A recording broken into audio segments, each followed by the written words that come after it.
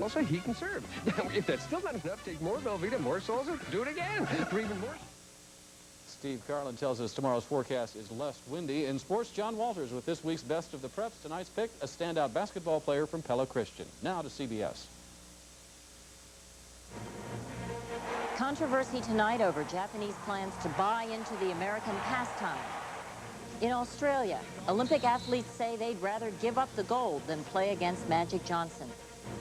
And Eye on America. Tonight, the EPA. Is it protecting your environment or big business?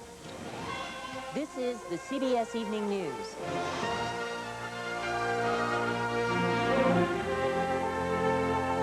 Good evening. I'm Connie Chung, sitting in tonight for Dan Rather. The war of words between Americans and Japanese is not dying down, fueled by new incidents of bashing every day. But one state is welcoming Japanese investors, led by the video game maker Nintendo, even though they are putting their money into a sacred American tradition. Bob Fall begins our coverage.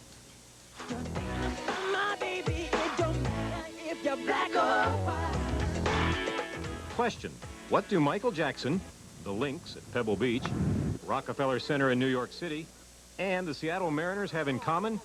Answer: the Japanese already own the first three, and if the $125 million deal announced today goes through, the Japanese would, for the first time, own most of a Major League Baseball team. I believe that this offer is going to be accepted because it's such a good offer. This is a partnership made in heaven. Some partnership. While several would-be investors are from prominent companies in the Pacific Northwest, the Japanese would have 60% control of the club, which would be managed by the Japanese president of Nintendo of America.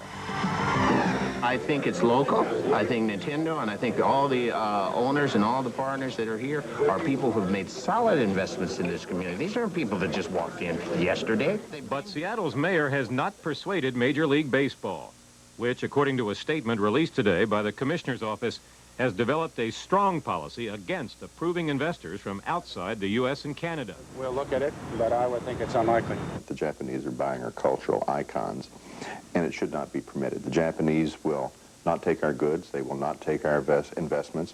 They would not permit us to buy a sumo wrestling club.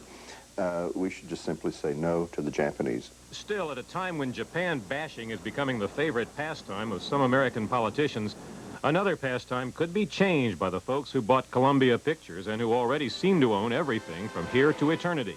Hot dogs, cold beer, and sushi, anyone?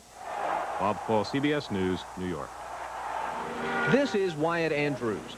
In the last 2 days, American workers have picketed a Toyota dealership in Detroit, flown anti-Tokyo banners over Toledo, and gotten 2 cents off a gallon of gas near St. Louis for driving American cars. It's been a long time since America has been this ticked off at Japan. We got a little message from Tokyo the other day. The Japanese say that we are really not that competent. We're not that bright. We can't read very well. You know, it's nice to know what they really think of you after all these years. Candidate Buchanan was describing the nerve rubbed raw last Tuesday when Japan's Speaker of the House smeared American workers as too lazy and illiterate. Ignition and liftoff. Yesterday, Los Angeles canceled a $122 million rail car contract with Japan's Sumitomo company, reopening the bids to American firms. While U.S. workers rejoiced, the time has come that we put Americans back to work. L.A. officials worried about racism. Prejudice is alive and well in this country, and it has nothing to do with jobs. The phone calls that I get is, what is this Jap voting for now? For another Jap. Racism may be feeding this rift, but it is not causing it. America is deeply torn about Japan, in part because the administration is still telling a worried nation nothing's wrong. The trends are moving clearly and strongly in the right direction. And to suggest otherwise is simply mindless Japan bashing. So many Americans, including the president's challengers, are frustrated that the administration will never fix a problem it can't see. You know, if I'd have cut the kind of trade deal with Japan that Bush did, I'd have gotten sick too. In the meantime, the indignities continue. Japan's parliament, in an indirect apology for the speaker's insults, today said it would chip in and start to buy some American cars. 2 Buick Park Avenues. Wyatt Andrews, CBS News, Washington. President Bush said today he will not promote any election year gimmicks to revive the economy. But in a clear about-face, he's now supporting a plan to give additional benefits to the long-term unemployed. Susan Spencer has more. The long, sad lines grew last week as 447,000 Americans filed new unemployment claims. On Capitol Hill, Democrats invited jobless workers to join in a public plea for help. Do we have the wherewithal to save a generation of our own working and middle class? Mr. Chairman, members of the committee, please help us. Thank you. At issue, Democratic moves to extend again benefits for the long-term unemployed. Unemployment compensation is not what we want.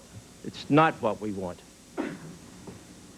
But without it, we would be out in the cold. The president has twice blocked similar extensions for adding to the deficit, but Mr. Bush has decided not to block this one, though he will still demand that the $4 billion program be paid for.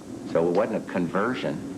It was fighting for what was right, the taxpayer, as well as those that were hurting. With remarkable election year dexterity, the president is expected to present this as his plan, probably in the State of the Union message. Well, he's been around too, and he reads his mail, and he knows the points that have to be touched upon. It all fits in well with the Bush campaign belief that what needs most to be touched on is what might be called the care factor. I care very much about the people that are hurting in this state, the people that, and I am determined to turn this state around. And that is the... Television spots shot last week in New Hampshire go on the air tomorrow. Sources say the ads will be gentle, concentrating on Mr. Bush's caring and record, unless challenger Pat Buchanan starts making some real headway. But for now, all eyes here are on Tuesday's State of the Union message, where the president's task is to convince Americans not only that he cares, but that he has more than simply political answers. Susan Spencer, CBS News, the White House.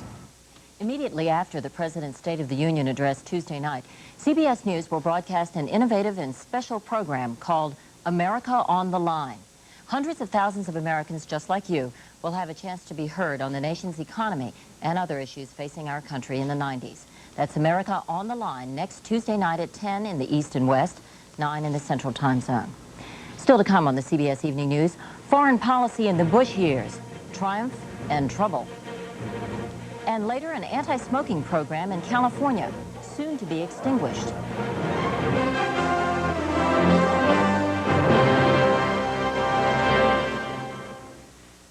What does this woman know about dieting that maybe you don't?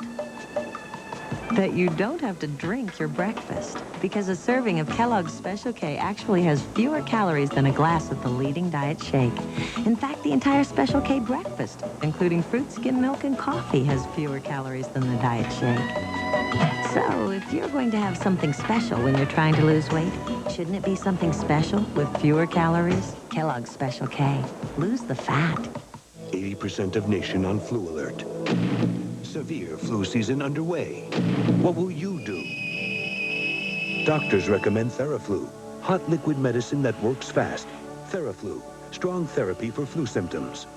If your feathers have been ruffled by downdrafts in the market, get on board something big, safe, and secure. Get Met. It pays.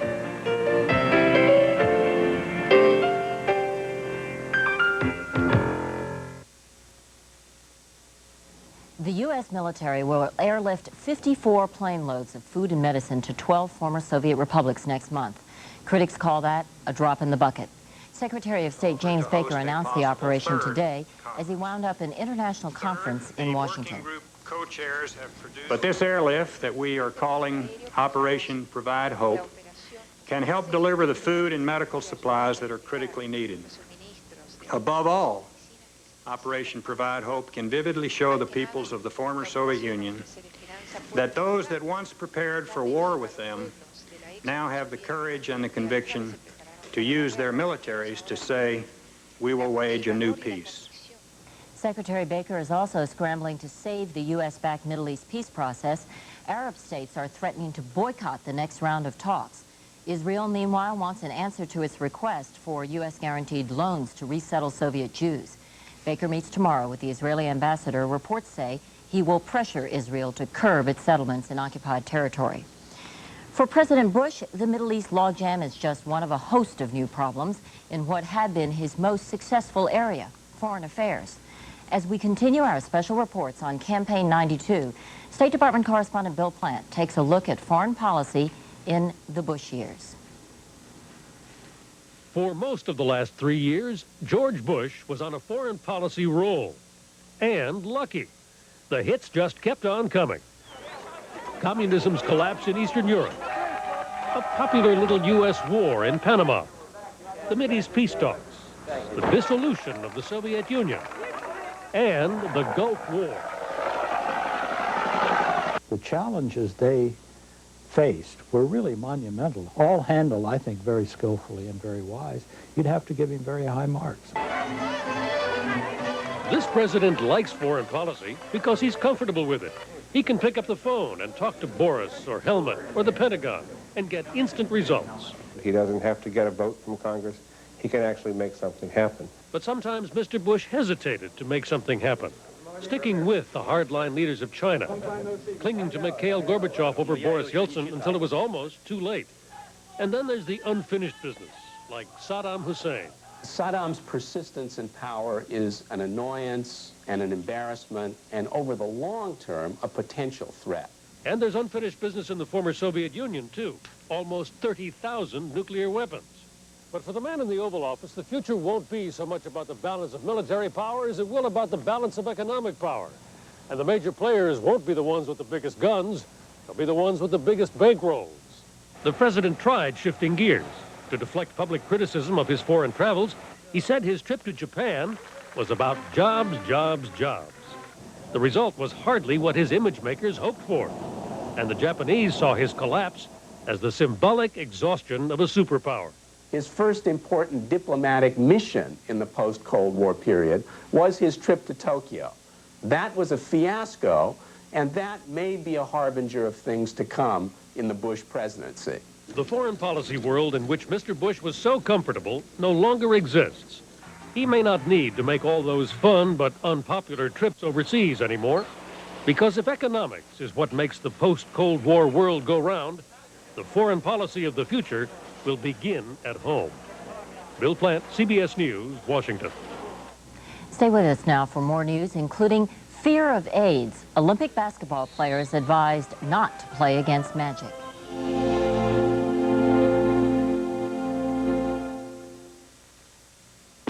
Take the 50 most popular cereals in America. What if you had to choose between them based solely on the side panels? No brand names, no fancy packages, just the plain and simple facts. You'd find only one is low in sugar and a good source of fiber and made from whole grain oats. Cheerios. Compare the side panels and see for yourself. The choice is Cheerios. A lot of cars are taking aim at the imports these days. Well, one American car is very much on target. Buick. Here's their latest hit, the all-new 1992 Skylark. Completely redesigned with more power and advanced features like standard anti-lock brakes. Skylark for 1992. It's got everything you've been looking for. Plus the one thing only Buick can offer you. Buick quality. And toast with butter, sir. Oh, miss, do you have Philly?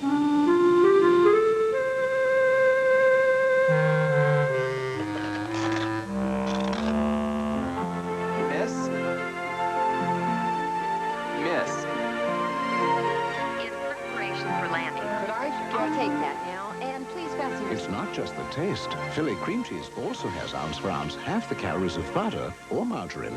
Next time, butter your bread with Philly instead. This town's most profitable industry is against the law. It's just something that's accepted because it's always done. Marijuana. Ed Bradley hosts Street Stories tonight. Magic Johnson's dream of playing for the U.S. basketball team in the Summer Olympics could be in for a rude awakening. Some opposing players are now saying they'd refuse to take the court against an athlete carrying the AIDS virus. Jerry Bowen reports.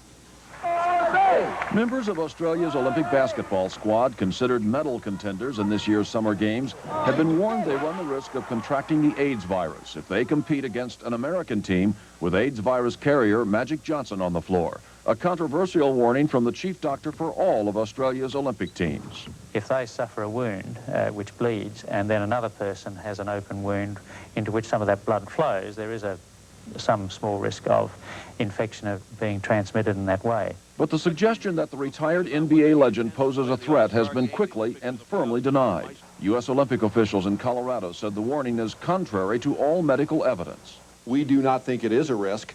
There is plenty of education available about it within the Olympic family, and we think the physician in Australia probably spoke out of line.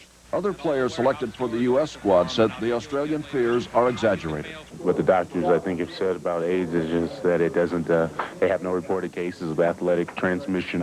And Johnson's former teammates expressed disgust. It's an ignorant statement. I mean, I think when he has the opportunity to think about it, I think he may retract it.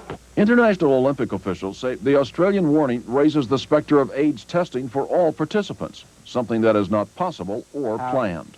Do we have to check every athlete to be sure that is not seropositive? That's not believable. Still, the Australians have their doubts. We're told it's pretty safe, but it is a contact sport, and there is blood on the floor, so to speak. There's open wounds from both sides. And one Australian player said he'd take a silver medal rather than play for the gold against Magic Johnson. Johnson, unavailable for comment, has said he wants to play in the Summer Games, but has not made a final decision. Jerry Bowen, CBS News, Los Angeles. There is reason to be concerned about how little exercise American teenagers are getting. Federal health officials are out tonight with a nationwide survey finding less than 40% of high school students get vigorous exercise every 3 times a week. Now a brief look at some other stories CBS News is covering. The mayor of Birmingham, Alabama is on his way to jail for the weekend. And Richard Arrington faces jail every weekend for the next 18 months, unless he complies with a subpoena to turn over his appointment books to a grand jury investigating corruption. In outer space today, the living was queasy. The Discovery astronauts were subjected to all sorts of experiments to make them dizzy. They're trying to find out more about a type of motion sickness that affects many astronauts. And in San Francisco, opponents of palm trees got a thumbs down. The city will go ahead and plant $1 million worth of palm trees on the waterfront, even though opponents say this will make the city by the bay look more like L.A.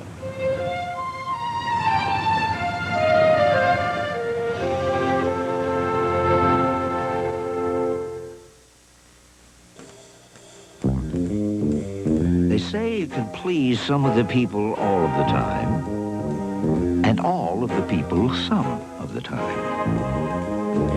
But you can't please all of the people all of the time. Or can you? Special Accord leases are now available. See your nearest Honda dealer for details. I couldn't sleep at all last night. I was tossing and turning all night. Instead of tossing and turning, try Unisom. In medical tests, people fell asleep faster and slept better with Unisom than without. I was sleeping all night. Take Unisom for faster, better sleep. Everybody needs some money sometime. To send money fast, call 1-800-CALL-CASH or come to any Western Union location. Western Union, fastest way to send money. What do you smell? I smell nothing. It's almost like you're working to breathe. For fast relief, try Dristan 12-hour nasal spray.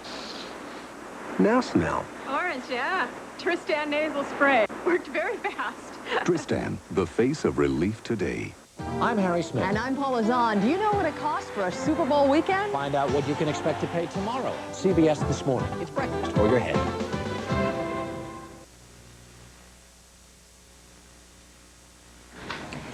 Everybody talks a green streak about the need to clean up and protect the environment. The Environmental Protection Agency is supposed to do something about it to actually enforce the laws. But is the EPA pressuring some of its own experts to keep quiet? Correspondent Mark Phillips reports tonight's Eye on America. We have power line corridors being put through the public lands. We have trash over here being dumped indiscriminately. Some call Jeff Van A the environmental conscience of Nevada. He has watched man abuse the desert lands around Las Vegas since the early 70s, when he arrived here to work for the Environmental Protection Agency. But more than just work for the EPA, he's been a thorn in its side, a thorn a desert cactus might envy, complaining, organizing, demanding greater protection for the environment. If one works for the Environmental Protection Agency, I don't think it's an 8-to-5 job protecting the environment. I think it's got to be part of one's philosophy of life. Van A combed the desert on his own time, sometimes assisting the environmental watchdog Sierra Club. But the EPA says he went too far when he accused the agency of siding with industry at the expense of desert wildlife. For this, he was formally disciplined. He's suing to clear his record. William Sanger has been a policy analyst at the EPA's Washington headquarters for a dozen years and is an expert on solid waste. What have you been doing since 1989? I've had no assigned work since then. Since 1989? That's right. No assignments, he says, because he takes a much more critical view of toxic dumping than the agency does, and because he hasn't been shy about warning communities about those dangers. What we're talking about is talks that I give on my own time, not on the public's time. I take vacation time to do that. And I think on my own time I have the same rights as any other American citizen. Not exactly, says the EPA, which told Sanger he could not accept travel money from community groups to present his views. Sanger says the EPA is out to muzzle him, that his information belongs to the taxpayers. But the EPA's policy appears to be inconsistent. CBS News has obtained a copy of a canceled check from a town in Nebraska payable to an EPA employee for his expenses. In this case, we're told the employee had gone to support the EPA's view on medical waste incinerators. The question isn't only whether dissident government employees have the right to speak out. The issue is also the job the EPA is doing, whether the agency is an open forum for the ideas of committed environmental scientists, or whether it is, as some say, overly influenced by the special interests of industry. Robert Carton, Tyrone Aitken, and William Hersey are scientists at the EPA, Hersey the highest-ranking chemist at headquarters. They represent a union of scientists and researchers. You get the message early on that the people who do exactly what they're told and no more and give them exactly what they want get rewarded. The agency's primary mission is to take care of the interests of industry, and if public health and environmental protection happens concurrently with that, that's okay. But that isn't what has been the primary function of the agency during this period of time.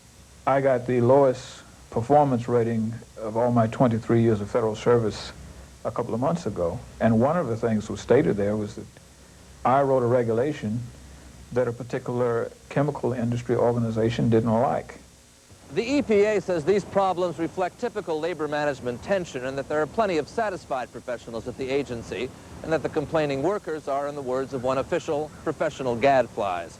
In any event, the EPA chose not to comment for this story and referred us here to the Department of Justice. The Department of Justice, citing pending lawsuits, won't comment either. Lawsuits or not, the disaffected scientists refuse to be silenced. When people say, well, stay out of controversy, I don't think that's the message we want to deliver to our employees of the Environmental Protection Agency or to any employee or any citizen of this nation. And Jeff Van A continues to keep watch over the desert he was hired to protect. Mark Phillips, CBS News, Washington. Coming up next, Californians fuming over a plan to snuff out an anti-smoking campaign.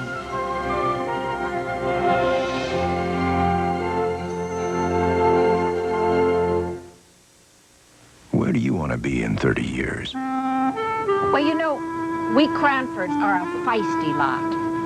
My mother just celebrated her 97th birthday. I'm going on a photographic safari to Kenya. I want my grandchildren to see where I grew up. And I never miss bridge with the girls. I believe if you rest, you rust.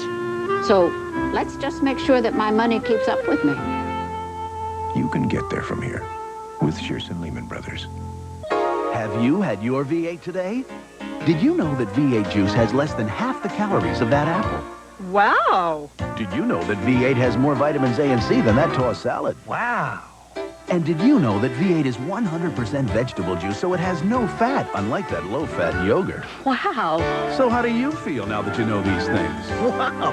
I gotta have a V8. V8 is a nutritious blend of 8 vegetable juices that taste terrific. Have you had your V8 today? Imagine a rent-a-car company that offers special delivery right to your door. That's Enterprise. Here, let me help you. Enterprise, a special rent-a-car company that gives you special delivery.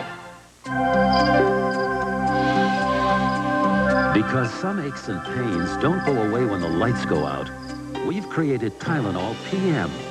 Specially formulated with extra-strength Tylenol pain reliever for those aches and pains that can keep you up at night. Plus, a gentle ingredient to help you sleep. So you can wake up refreshed in the morning. From the name you trust comes Tylenol PM, so you can rest easy. In art, taste is subjective, but in life, good taste is well defined. Fancy Feast gourmet cat food, exceptionally moist and delicious. Fancy Feast. Good taste is easy to recognize. By most accounts, California has the country's toughest campaign against smoking, and it seems to be working. So why is the tobacco industry smiling? As Ron Allen reports, the anti-smoking campaign may be having its last gasp. Every day, Californians are bombarded by these explicit anti-smoking ads. They just made me feel terrible because I knew that I was doing the same thing to my husband. So forget about all that heart disease, cancer, emphysema, stroke stuff. We're not in this business for our health. The experts, smokers trying to stop, insist the ads get through. Well, I think the tobacco industry certainly spends enough money making smoking glamorous, and I guess the turnabout is fair play. But to help reduce the state's multi-billion-dollar deficit, Governor Pete Wilson wants to eliminate the ads. His plan would take funding from perhaps the most aggressive anti-smoking campaign in the country and spend it on health care for the poor. It's controversial in part because the money comes from a voter-approved cigarette tax hike. What the voters were voting for was tobacco education. The big thing that we stressed was that we were going to educate our kids to the dangers of cigarette smoking. We're very limited in the state of California in the things that we can actually cut. It's just a shame to have to pit tobacco education against medical care. We'd like to be able to do both. The proposal coincides with a new study that says Californians are kicking the habit faster than anywhere else in the country. Why? Because of the higher cigarette taxes and the anti-smoking campaign. You're smoking about three to five a day, aren't you? Yeah. Are you up? You're still about the same. The proposal would also cut money for these school-based programs that target teenagers, the group most likely to start lighting up. We have some that are seriously hooked on cigarettes. It's like any other drug. If nicotine happens to be the drug that's your hook, once you try it, you know, that's it. The cigarette business in America is a dying business. The legislature could still prolong the anti-smoking campaign, the debate to take place in what used to be known as the politicians' smoke-filled room. Ron Allen, CBS News, Los Angeles. And that's our news. Ed Bradley will be here later tonight with Street Stories. I'm Connie Chung, sitting in for Dan Rather. I'll see you again tomorrow night. Thank you for joining us, and for all of us at CBS News, good night. Picking, now they want us to smoke it. We used to pick it, now they want us to smoke it. We used to pick it, now they want us to smoke it. Yeah, right. Y'all must be joking. Tobacco, black, it's killing many. The age of start from 15 to 20. Counted it as giving, keeping brothers from living. 6 feet under the ground, they are digging. This man has an illness. He's found help with a miraculous new drug, but this miracle drug isn't available to all who need it. Guess why? The story on the CBS Evening News tomorrow. This is CBS. Coming up next on the TVA News Live at 6, a new president of the Iowa Senate is chosen in the midst of controversy. There may be a new president, but controversy still swirls about the Senate. I'm Martin Augustine. I'll have a live report coming up next.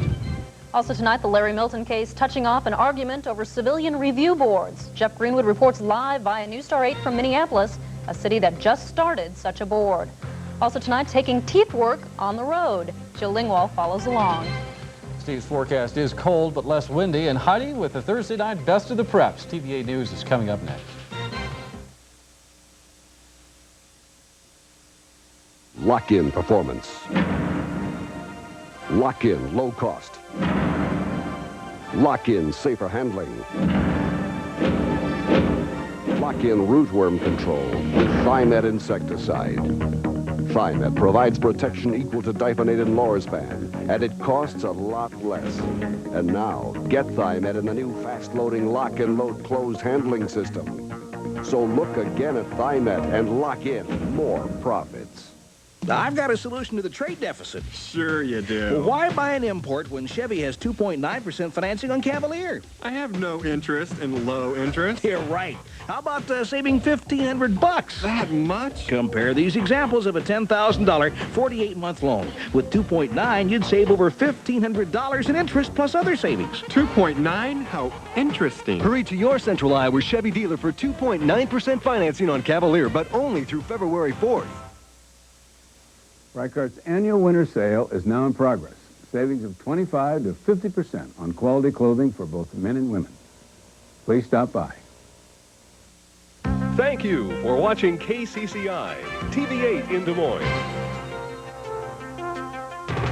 And now from TV8, Iowa's news leader, Paul Rhodes, Kevin Cooney, Connie McBurney with weather, and Heidi Soliday Sports. This is TV8 News, live at 6. They chose not to answer any of those questions, and so this is a major thing with the people of Iowa, and they better wake up and realize it. A leading Senate Republican howling tonight after an ethics probe into Democrat Joe Welch was dropped. Good evening, thanks for being with us. I'm Sue Mason. Paul has the night off. In the wake of the Welch case, these headlines tonight: Iowa senators choosing a new Senate president to replace Welch, Democrat Michael Gronstal of Council Bluffs. Gronstal is promising tough, specific new laws on ethics to avoid a repeat of the Welch case. While Republicans and some Democrats, too, are expressing outrage that the ethics investigation of Welch was dropped. TV8's Martin Augustine is standing by live at the State House now to sort all of it out. Martin? Kevin, Senate Democrats are hoping to put the Welch ethics affair behind them, but Senate Republicans are pledging not to let the issue die, especially in light of Welch threatening yesterday to file his own ethics charges against other senators. Senator Michael Gronstal may be replacing Senator Joe Welch as president, but the Welch ethics affair is not going away. The Ethics Committee investigating Welch for his involvement with the Iowa Trust scandal dropped its charges yesterday. But Senate Republican leader Jack Reif believes the Democrats are trying to sweep the issue under the rug and are underestimating the anger of Iowans. And so this is a major thing with the people of Iowa, and they better wake up and realize it. Welch has shown his own ethics complaints to the Senate Ethics Committee. Most of the complaints are reportedly against Republicans. Reif, who filed the original ethics charges against Welch, challenges him to file the charges if he has them, rather than use the complaints as a political stick. Senate Majority Leader Bill Hutchins and Gronstal say Welch has suffered enough, and the answer is a newer, tougher ethics code. It's a difficult issue for all of us, and I think what we have to do is focus on the future. You can say that you're cleaning the place up with a new ethics code, but that doesn't necessarily clean it up. How you clean it up is you send people down here that are truly going to represent people. Many Central Iowans we spoke with had no opinion on the matter, but those that did feel strongly that something's wrong. I think he was involved or he wouldn't have resigned. It seems like it's the tip of the iceberg, and it makes you wonder about the ethics of everybody in general. I think they should go ahead and investigate it because it's our money, and if it was anybody else who would investigate it. The entire affair is starting to affect morale in the Senate. But I just don't feel good about being here anymore. Democrats have playing politics with the affair, and Welch's own charges have stirred up Senate Republicans so much that Reif says some of the Republicans have come to him and said they're ready to quit the Senate. Now, as for Joe Welch and his reaction today, well, so far there is none. Before Gronstal's swearing in, he was excused from the State House activities. Martin Augustine up at the Capitol, thank you very much. On the other side of the rotunda, the top Democrat in the Iowa House tonight is joining with those who still want answers in the Welch case. House Speaker Bob Arnold says the Welch resignation doesn't answer the questions about Welch and his ties to the Iowa Trust Fund. Arnold says those answers are the only way to restore public confidence in the Iowa legislature. Here's a quick snapshot of the Iowa Senate's new president, Michael Gronstal. Senator Gronstal took the oath as Senate President after being elected unanimously this morning. Gronstal is a Council Bluffs native, 41 years old, college graduate, former chairman of the Pottawatomie County Democratic Party. Gronstal served one term in the Iowa House, now in his second term in the Senate. The new Senate President says he's in politics to pursue issues he cares about. That's why I got involved in politics. That's why I've stayed around this place, because I wanted to be able to make a difference in things like health care and programs for less fortunate people in Iowa and campaign finance reform.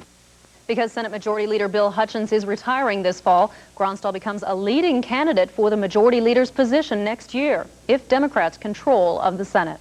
Allegations of police brutality in the Larry Milton case have touched off an emotional controversy here. And one of the main issues, does Des Moines need an independent civilian board to review charges of brutality? Some members of Des Moines' minority community say a review board is needed, but Des Moines police are bitterly opposed. Tonight, TV8's Jeff Greenwood is standing by live via News Star 8 from Minneapolis, a city that has decided to start a police review board. Jeff, tell us about it. Well, Kevin, here in Minneapolis, they call it the Civilian Police Review Authority.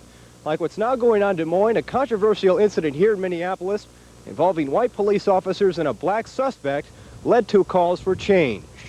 February 1991, a white Minneapolis police officer shoots and kills Tizell Nelson, an armed black teenager. A police investigation exonerates the officer. The minority community rallies around the case, and the result is the city council's startup of a new civilian police review system. The Minneapolis NAACP was a major backer of the city's Civilian Review Advisory. The minority community didn't trust the Police Internal Affairs Unit and lost faith in the county's grand jury system. As unfortunate as it was to have this young kid to be shot in the back, it did result in some substantive changes as far as police enforcement here in the city of Minneapolis. The Civilian Police Review Authority heard its first complaint last April and now investigates about 20 a month. If the full-time panel of investigators determines the complaint may be valid, it submits a report to a higher civilian review board. If that board rules against the officer, the case goes to the Minneapolis police chief. It's then up to the chief on whether to take action against the officer. Your ultimate goal is to improve the quality of law enforcement in your individual community, number one, and secondly, restore faith in the law enforcement that the community is receiving. The review authority investigates complaints ranging from alleged brutality to abusive language to slow response times.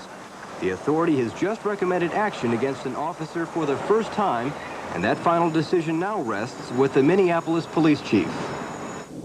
Now, preliminarily, the NAACP is happy with the authority system, though it says it may need some fine-tuning. And in just about 6 months, Kevin, it plans to get a final report on how it's changed the atmosphere in the city. All right, interesting look at how the review panel operates, but I'm wondering now, what about reaction from the Minneapolis Police Department? How do they feel about it? Well, the cops had some apprehension about this whole system to begin with, and they still have it, just as there's apprehension right now in Des Moines. And tonight at 10, we'll take a ride on the streets of Minneapolis and talk to the cops and get the reaction. All right, Jeff Greenwood, live from Minneapolis. Thanks a lot. Des Moines police say an apparent drug deal gone bad led to the shooting of a Des Moines man. 44-year-old Eugene Davis is in stable condition at a local hospital tonight with gunshot wounds to the leg, arm, and back. Davis was discovered by his nephew in the 1400 block of 12th Street early this morning. Investigators say Davis apparently was in the area helping a man in a white pickup truck find drugs to buy. Two men in a brown Buick or Oldsmobile told them they had drugs available. Police say the man in the pickup took the drugs without paying for them and after a chase escaped. Authorities say Davis ended up being shot. Mia Siosin is filing suit against the estate of Gong Lu. The 23-year-old University of Iowa employee was the only survivor of Gong Lu's shooting rampage November 1st. Her attorneys have filed a wrongful injury suit against Lu's estate. Siosin is undergoing rehabilitation in Chicago for paralysis in her arms and legs. Back up at the State House, two state legislators today called for an opinion from the Iowa Attorney General, Bonnie Campbell, on whether Prairie Meadows can legally continue to operate, although it appears at this point they may not get that opinion. This past November, the track filed for bankruptcy, and now State Representatives Dottie Carpenter and Dave Osterberg say that Iowa law clearly requires the state to pull the track license since it has not demonstrated financial responsibility. During a news conference this afternoon, legislators and several economic experts questioned the latest offer from two Minneapolis businessmen to buy the track, saying the deal is not fair to taxpayers, and that despite the proposed buyout, the track should not be open anyway. I don't think we should let them make any more deals at all, and I'm asking the Attorney General to tell us why we haven't already jerked their license. Late today, a spokesman for Attorney General Bonnie Campbell says that she cannot legally issue an opinion about the track. Instead, Campbell will forward the legislator's request to the State Racing and Gaming Commission, which does have the authority to pull the track's license. That commission's director could not be reached for a comment tonight, but Representative Osterberg says he will pursue the matter with the Racing and Gaming Commission. Well, Steve Carlin is in for Connie, looking at a cold night in the Midwest. Steve? That's right, Sue. Today was kind of a day to tack down the old toupee, but you're not going to have to do that tomorrow because you're not going to lose it. There won't be strong winds. They're going to diminish this evening to about 10 to 15 miles per hour, then become light and variable under some very clear skies, and we're looking at very cold conditions tonight. I'll have the rest of the forecast coming right up. All right, thank you. And coming up next on the TV8 News Live at 6, it's called the Brace Mobile, and Jill Lingwall says it's doing dental work all across central Iowa. And a little later on, John Walters visits Pella Christian for tonight's Best of the Preps report. That's in sports, so stay with us.